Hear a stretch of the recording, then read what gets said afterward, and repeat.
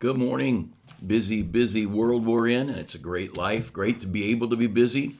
A lot of our friends, people that we love dearly, find themselves in convalescent homes, hospitals, and wheelchairs, not able to be as busy as maybe most of you and myself. And we ought to just be so grateful that we get to run. Jesus said, I must work the works of him that sent me while it is day. The night cometh when no man can work. So there's a day, very likely a day coming when our bodies will keep us from working like we'd like to, or the day the trumpet sounds, we'll be in heaven, and that will be wonderful, of course. But still, once you get to heaven, you'll never pass out another gospel tract. You'll never teach another Sunday school class to unsaved people. You'll never be able to go out on the street and be a part of a big day where we preach the gospel. You'll never lead another soul to Christ. This is our chance right now. This is it, and we shouldn't neglect it at all. This morning, I'm going to be, I'm not doing any preliminaries. I'm just going to jump right into something here because our culture is crazy. Our culture is so crazy, and you know that. Letting people out of prison, and by the tens of thousands, and I'm sure a lot of them could get out of prison and do fine. But there ought to be some system. Immigrants, of course, we're for immigration. We're a nation of immigrants who wanted to become Americans. People who came to America the way the law said. People who did it the right way, we might say. But and we can't control that stuff. So my thought is we just need to lead a lot of people to Christ, look for immigrants, win them to Christ, love them, get them saved, get them in church. If the government's not going to do anything about it, let's us make them citizens of heaven. But there's craziness in our culture, and of course a lot of it is just anti-authority. Satan is a rebel from the very beginning. Isaiah 14, Ezekiel 28, you read about Satan. I'll be like the Most High. I'll exalt my throne above the stars of God. I'm going to be like the Most. I'm going to be above God. Satan's a rebel. What's the first story there in Genesis? Satan got Eve to rebel against God, and Eve got Adam to rebel against God.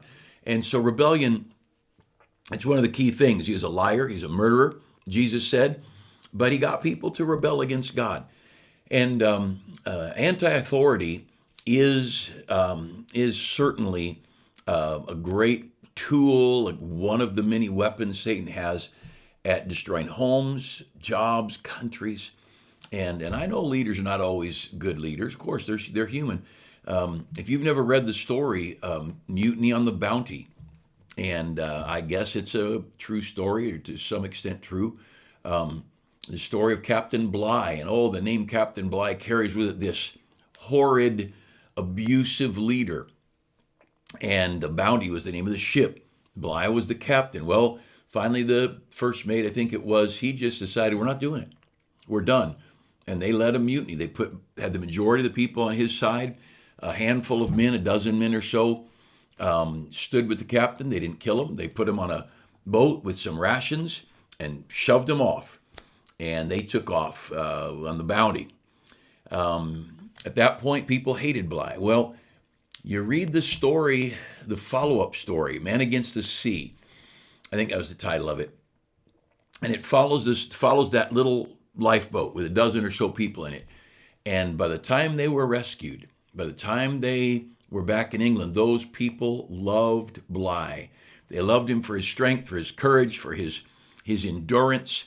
And they all credited their lives to him because he was strong. And strength bothers weak people. Strength bothers frail people. But those men all made it out. Then the third book that followed up on it is the mutineers and where they ended up. They went down to Tahiti, I think it was, and those who wanted to get off could get off. Those who wanted to stay on, they brought a bunch of women with them, and they found some uncharted island with not on any maps, and they went there. They burned the ship, the Bounty, and they were on the island, and they were going to live happily ever after. They didn't. One of them found a way to make liquor out of the roots of some plants, and this one's running around with another guy's wife, and it was a mess. It was because they had no authority, they had no laws, they had nobody to say this is right and this is wrong. And as when that island was later on, some years later, discovered, and a ship came, and you can read the story, but the I think it was a British ship that came by. He said there was one of the ship members left, and then a bunch of young people who were the children of the ladies and the seamen, and every day he read the Bible to them. He said just the New Testament. They're not smart enough to figure out the Old Testament, but it was a mess. Nobody liked Captain Bligh until trouble came, and it's the same in so many instances. The strength we need to survive irritates our little warm and fuzzy environment. And I've heard, and you've heard it too, that the term toxic work environment or toxic masculinity. And I just want to take a moment or two and address it scripturally, and then some opinions, all right? And so the opinions will be interlaced here. Growing up in the home where I did, nobody disobeyed mom. Unheard of. Nobody disobeyed dad. Absolutely a no-no. No one is gonna do. We weren't. I don't ever remember being spanked, but I was scared to death of disobeying my mom and dad. So something somewhere along the way got me the fear or respect or reverence or whatever term you want to use of my parents. And our home, then when my dad left, and sometime later my mom remarried, same thing. I'm not going to backtalk my parents. I'm not going to be a rebel against them. And their authority was clear in the home. And you weren't going to talk back. You weren't going to stomp your feet. You weren't going to slam a door. You weren't going to breathe heavy. When you didn't get your way and you went, there was problems being dealt with. We had toxic parents. They were not going to let rebellion go unchecked.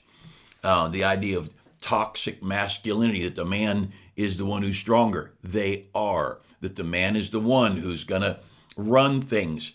Hey, like it or not, figure it out. And over the centuries and even to today, men pretty much are the strongest physically. You'll find an occasional girl who's got her, she's got hormone shots or whatever. There's always going to be the unusual. But as a general rule, the men are the stronger. And it's not just physical strength. It's symphony conductors.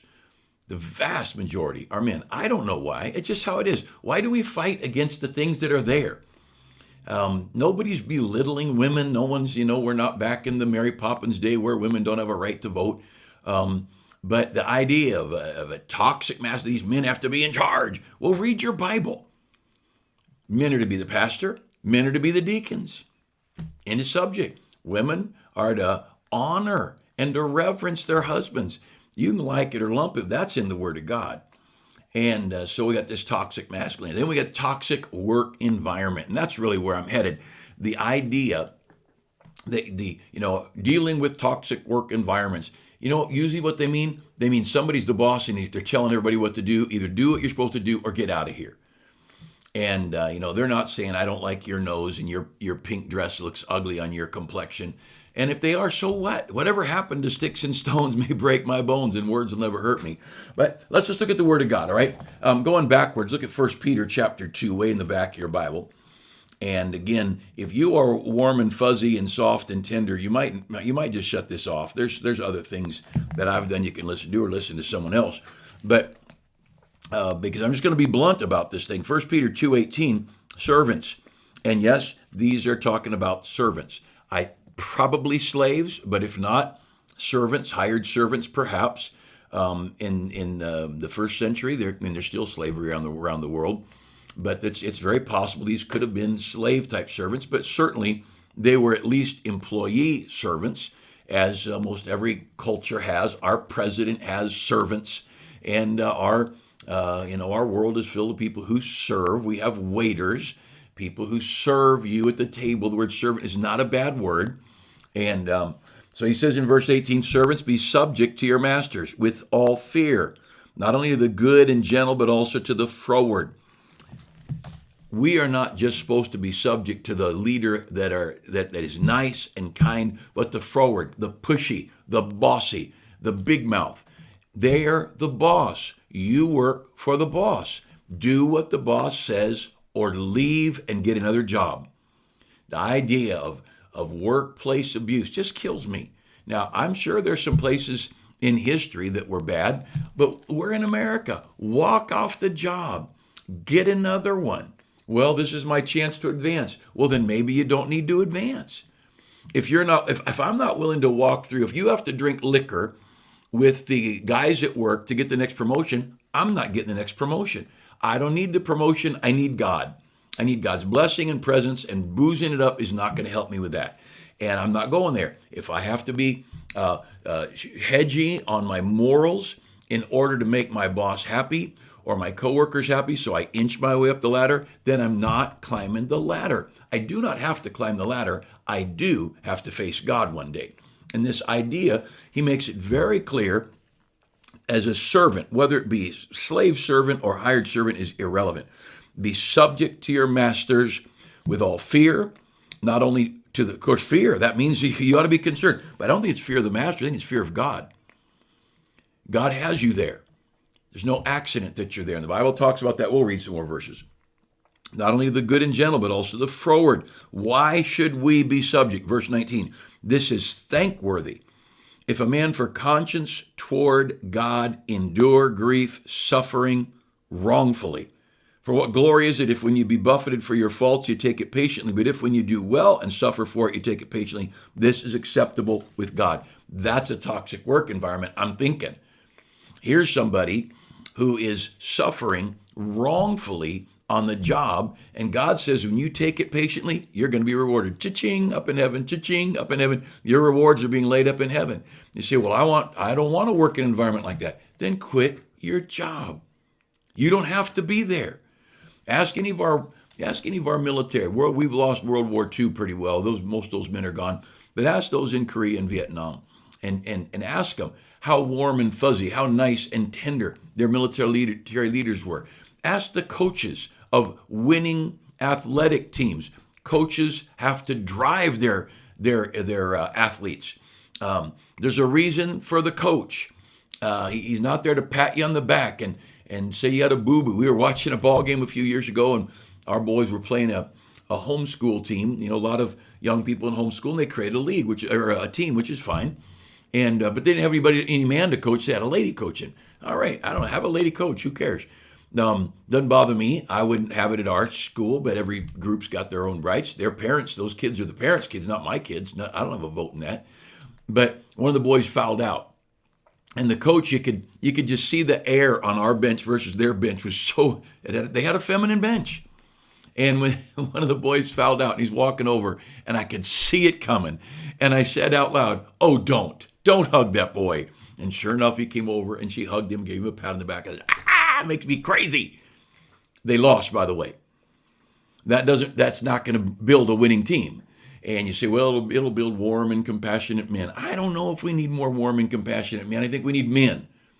We need strong men with character, men with enough character to keep their marriage vows, men with enough character to say no to pornography, men with enough strength and courage to resist drugs and to resist liquor and to be faithful to their family and to come home every night of the week. My dad drank a lot, my natural father growing up, but you know what? He had enough character to come home every night of the week. And as a son, I felt like he was a good father. Obviously, the marriage wasn't right in whatever ways. I have no idea what ways, but I know this: he hunted with us and fished with us, helped us work on our bicycles. We worked in the yard together, and I was little, and those are all through those little kid years, and you work. That's what dads are supposed to do. Come home, be a dad.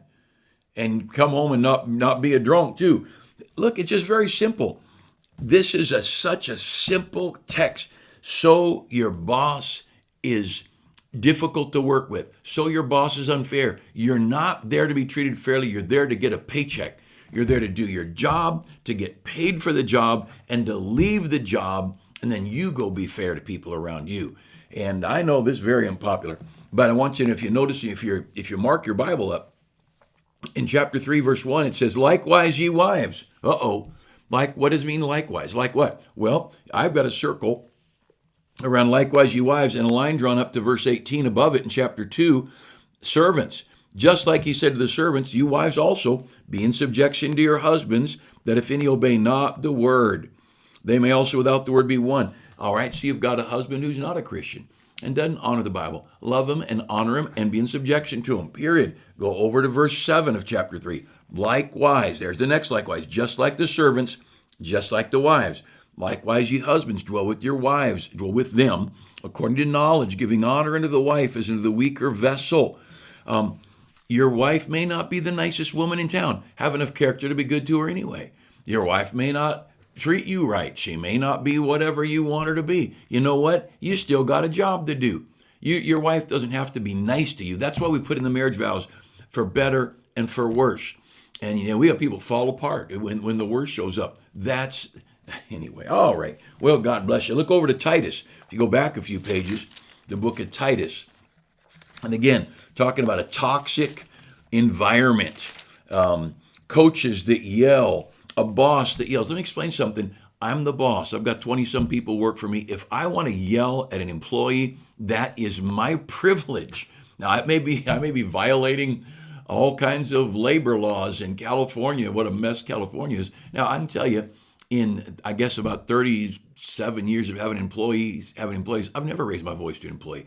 I've hardly ever corrected an employee. In a group meeting, I might have said, look, we need to work on this, we need to change this, but I don't think I've ever singled out an employee in an employee staff meeting. I'm just not a very strong boss. In 41 years of marriage, I don't know if I've ever put my foot down and said to my wife, do this or don't do that, or no, you can't do this. I married an adult. I happen to think my wife is very intelligent. She was smart enough to marry me. And so I think if I think A and my wife thinks B, well, maybe she's right. I'm not going to fight. I don't fight with my wife. I have never entered into an argument with her. We've never bantered back and forth with raised voices. It's talking about a mutual love and a mutual respect. But according to Scripture, a parent's got a right to raise a voice or be firm or blunt or correct or scold a child. A boss has a right to be unjust to an employee. Now, in California, you can't. I'm sure there's some law against being unfair and unkind. If somebody comes in with pink hair and 17 rings in their nose, I probably can't say anything about it. But anyway, God bless you. Titus chapter 2, verse 9. Exhort servants to be obedient unto their own masters and to please them well in all things, not answering again. Do not argue. Don't respond back. This is just what God says. I know it's it's politically incorrect, and I know it's against our society, but it's right. Verse 10, not purloining, showing all good fidelity, that they may adorn the doctrine of God our Savior in all things. The way you treat a bad boss is how you adorn the doctrine. To adorn is to make it beautiful. Your Christian faith is not made beautiful in good days. Your Christian faith is when you do right and you are a gracious Christian in an ugly environment. Now you've made the doctrine of Jesus Christ beautiful. You've adorned the doctrine of God. Over to 1 Timothy, right before Titus. I know I'm going backwards here. It's just how these verses happen to get written down. Very similar in Timothy, chapter 6, verse 1, let as many servants as are under the yoke. Now that would imply probably, I don't know if it implies slavery, but certainly they're under an authoritarian boss. Count their own masters worthy of all honor, that the name of God and his doctrine be not blasphemed. And they that have believing masters, let them not despise them. So whether your boss is saved or unsaved, and again, just like adorning the doctrine of God, he says that the doctrine of God would not be blasphemed. I should live in such a way toward my boss that is froward, that is pushy, that is not a Christian. I should so follow his instructions and do what he says, even when he's rude, that he says, that Christianity, that's something I want. And see, we are fighting for our rights and arguing and fussing and suing bosses and all these things. And what happened is we are defiling the word of God. We are shaming the name of Christ. Oh my, I guess this is the end. They're probably going to kick me off YouTube for this.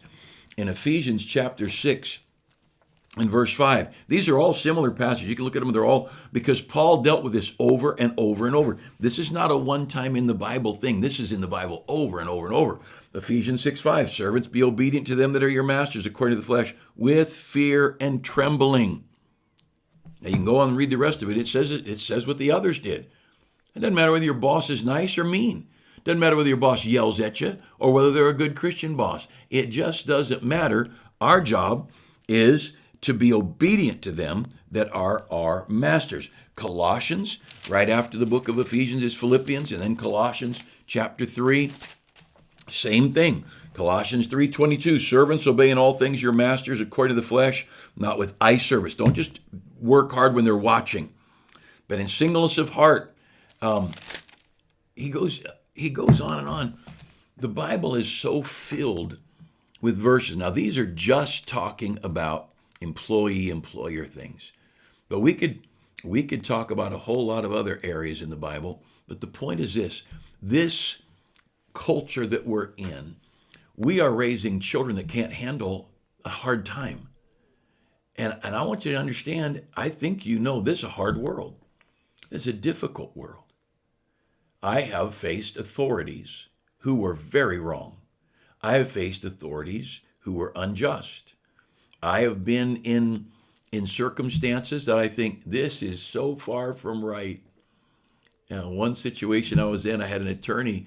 I said, could I sue over this? He said, oh, absolutely. You'd sue and you'd win. He said, but, Pastor, you won't. And I thought, rats. There goes my Christianity's costing me. I wouldn't have sued for money. I'd sue. I want somebody slapped in legal manners, of course. But no, man. And you know I'm not talking about criminal things, and I'm not talking about wrongdoing. But I've heard people fall apart because their boss yelled at them.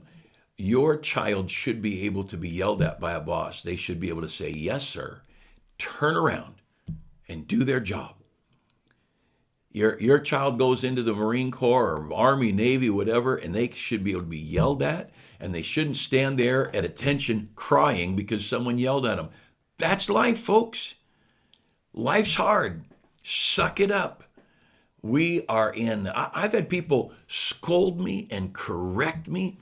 I have had, not very often, just a couple of times in 40 years, I've sat down with a member who had a question. They didn't have a question. They wanted to lecture me and threaten me and accuse me and slander me to my face. And at least they did it to my face. I don't know what they said to other people. But I thought, man, what do they do with those verses? Accuse not an elder, but before 2 or 3 witnesses, and all the verses to honor and respect your authority and the pastor and all that. I never said those verses to anybody. No way. I let them. I've sat for over an hour and been lectured by an hour by in the scriptural term, a subordinate. You know what? They're a church member. They serve. They don't go to our church anymore. They serve. I assume they give. I don't watch the money. I don't know who gives what. I don't pay attention to that. I probably should, but I don't. But I'm willing to guess these people gave, and I know they served. They spend years around here. I've been yelling in the pulpit at everybody for years. I guess they can yell at me for a little while. You take it. Man up. We are raising a generation, especially of boys, but boys and girls. If you're at work and you didn't do what your boss told you and you violated company policies or you did something, your boss ought to be able to say, that's not what I told you to do, without your kid crumbling and running off to a corner and grabbing a blanket in a safe space. And I know they might have their rights to, there may be legal protection against that, but I'll tell you what, you could scold my kids and they'll take it. And an employer could lay off or fire or yell at my children, and my kids would take it. They just would. They would. I didn't raise babies. I raised adults. And you that have children at home, ask yourself, am I raising a strong adult, or am I raising a 12-year-old baby or an 18-year-old baby? And this thing of crying and fussing over a toxic environment. Now, if somebody's, pushing you to break the law, there's, immoral advances. That you can throw a fit anywhere you want there. But the idea that your boss is unhappy with you and raise their voice at you, or you're doing something that might endanger someone else's life or endanger the whole business, man, yell. I hope someone would yell at me. I'm not on the job for a paycheck. I'm on the job to help the business succeed and to earn a paycheck. I'm just going to go there and get a paycheck and not work. That's called stealing. Well, anyway, I want you to understand the Bible says we ought to follow and obey and be in submission to our authorities and in legal. And somebody's going to take these and twist it out and say I do all. No, I don't. But if I am very strong. Somebody's stepping over a line of morality. You say whatever you need to say, yell, tell people, slap people, take your shoe off and whack them in the side of the head with it. I'm not anti-violent. I think there needs to be a little more hitting the people. If a girl knew how to hit a guy when a guy put his hands on him, he wouldn't put his hands on him so much. That's just my opinion. I don't know if that's Bible or not. But I want to encourage you. We are creating a society so soft that we can't handle difficulty. And folks, childbirth is difficult. Raising children is difficult. Paying the bills is difficult. This world's it's a hard world. And the people who are happiest, the ones who are strong enough to take the hurt and keep on going. And I don't consider myself exceptionally strong, but I thank God for my parents. My dad that left, I just feel like he instilled some strength. We watched him, and he was strong and worked, and he was home every night of the week. And then when my mom was a single mom, she was strong. She did what needed to be done. When my mom remarried, I had two strong parents who did their jobs, and no way in the world were we going to backtalk them. And when my parents left me over a few days by myself, they left me jobs to do. You can do this, but all these jobs have to be done. And I knew those jobs better be done. You say, what would they have done? I don't know, but I wasn't going to find out. This is toxic. Life's toxic. Get over it, and let's enjoy the great life God has given us, because we are blessed above all people on the planet.